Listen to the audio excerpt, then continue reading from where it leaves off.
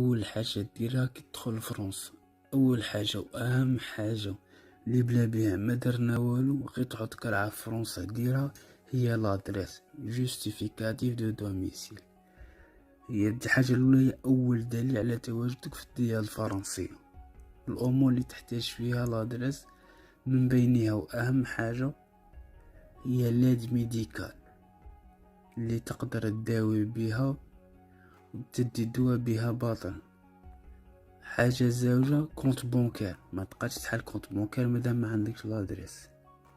وباش تديكلاري لي زامبو تاني اللي يقلك ادريس، اسمها لادريس هي الاولى اللي خصك ديرها. كيش دير لادريس؟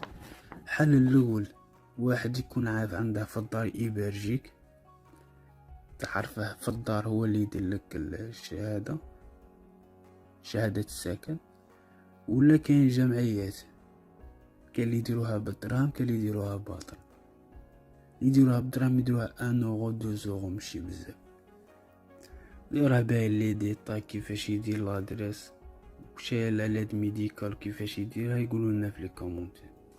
السلام عليكم.